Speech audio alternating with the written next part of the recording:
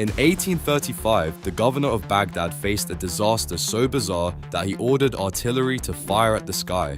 Not at an enemy army, not at a fortress, at the sky itself, because above the city, a monstrous black storm was forming over the Tigris, and in the panic of that moment, cannon fire felt like a reasonable response. It sounds like myth, like the kind of story a terrified survivor would exaggerate years later. But the year 1831 in Baghdad, remember that date, because the catastrophe is often tied to that terrible season, even though its echoes shaped the decade that followed, brought one of the most astonishing clusters of disasters in Middle Eastern urban history. Plague, flood, political collapse, and a storm so violent that eyewitnesses described scenes bordering on the apocalyptic. This is not the Baghdad of modern headlines. This is Ottoman Baghdad, early 19th century, a city of mud brick walls, crowded markets, mosques, date palms, river traffic, caravans, scholars, soldiers, and merchants sitting at the hinge of worlds. It is a place of wealth and vulnerability, threaded by the Tigris, connected to Basra and the Gulf, but also exposed to disease, weather, and imperial strain. The man at the center of the story is Dawood Pasha, the last powerful Mamluk governor of Baghdad,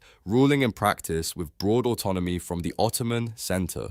He is ambitious, capable, suspicious, trying to modernize and centralize power while navigating local elites, tribal politics, and Ottoman pressure. But none of that prepares him for what is coming. In 1831, plague enters Baghdad. In a pre-modern city, plague is not just an illness, it is social disintegration with a pulse. It empties streets, it fills houses with silence, it turns every knock on the door into a threat. Accounts differ on exact numbers, as they often do in historical epidemics, but the death toll was immense. Contemporary observers describe corpses left unattended, institutions breaking down, fear spreading as quickly as the disease itself. Officials die, clerics die, laborers die, families vanish inside their homes, the city begins to hollow out while the living try not to touch the dead, and that alone would have been enough to define a generation. But then, the river rises. The Tigris, the great artery of Baghdad, becomes a threat. Heavy rains and swollen waters push against embankments and defenses. With the city already weakened by plague, there are fewer hands, less coordination, less strength to resist. Flooding in a river city is not cinematic in the abstract, it is intimate.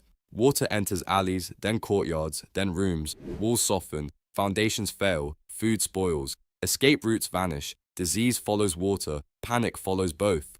Baghdad is now being attacked from within and without at the same time. Death in the air, death in the water. Then comes the scene that feels almost impossible. During this season of chaos, a massive storm strikes the city. Sources describe a violent black wind, sometimes characterized by later writers as tornado-like in force, though exact modern meteorological classification is impossible.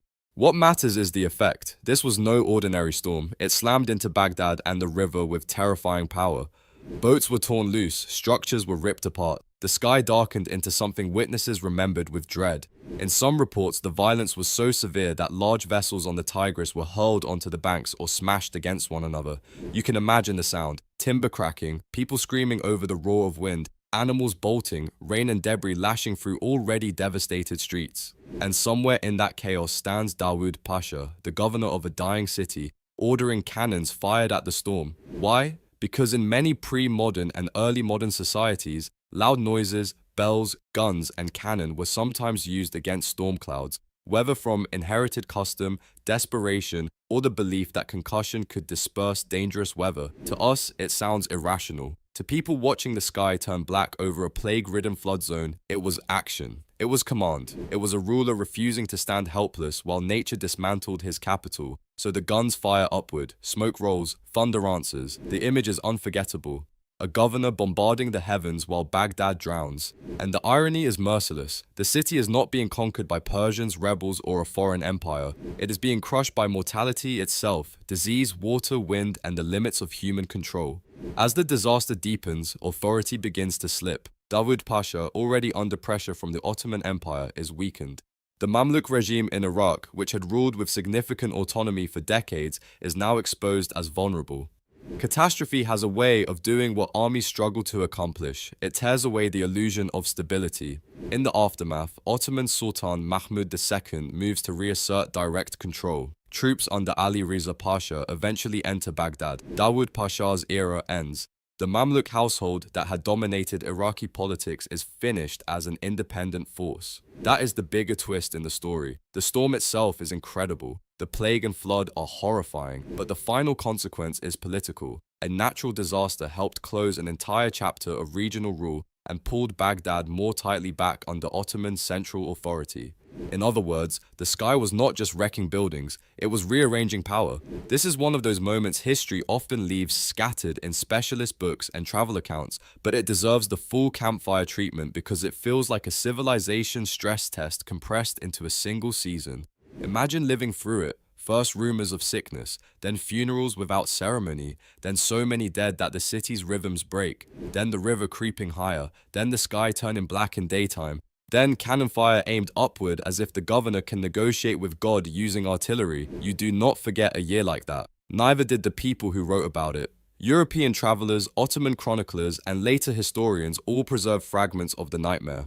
Some details vary, as they do whenever disaster enters memory, but the core is solid. Baghdad suffered an extraordinary cascade of plague, flood, and storm at the end of Mamluk rule, and the image of authorities firing guns into the sky became part of its legend because it captured the desperation of the moment so perfectly. There is something deeply human in that gesture. We laugh at it now because we know cannons cannot break apart storm systems, but every age has its versions of firing at the sky, those moments when leaders, institutions, or ordinary people grasp for dramatic gestures in the face of forces too large, too chaotic, too poorly understood to control. That is why this story doesn't feel distant, it feels uncomfortably current. A city hit by overlapping crises, public health collapse, infrastructure failure, political transition, performative acts of control in the middle of genuine helplessness. Strip away the uniforms and the artillery and the 19th century theology, and the emotional architecture is familiar. Baghdad survived, of course. Cities often do. That may be the most astonishing thing about them. They absorb horrors that should erase them and keep going. Streets refill, markets reopen, regimes change,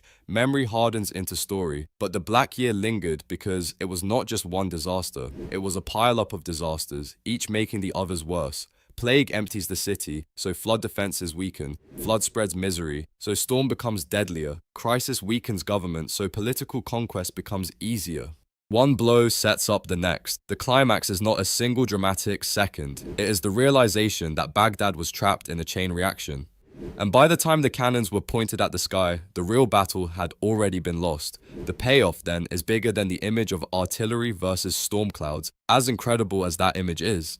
It is that one season of compounded catastrophe helped end a ruling order in Iraq and reminded everyone in the region that empires do not always take cities by siege. Sometimes disease opens the gate, water breaks the walls, and the wind writes the final decree. And the strangest part, this story is barely known outside specialists, even though it has everything: plague, flood, a black storm, a governor firing cannons at the heavens, and the fall of a regime. History books often give us neat transitions, dates, and treaties. They rarely show us how power can actually collapse in terror, mud, fever, and thunder. So here's the question it leaves behind. When modern cities face stacked crises today, disease, climate, infrastructure failure, political paralysis, are we really so far removed from Baghdad in its Black Year, or do we still just find new ways to fire at the sky?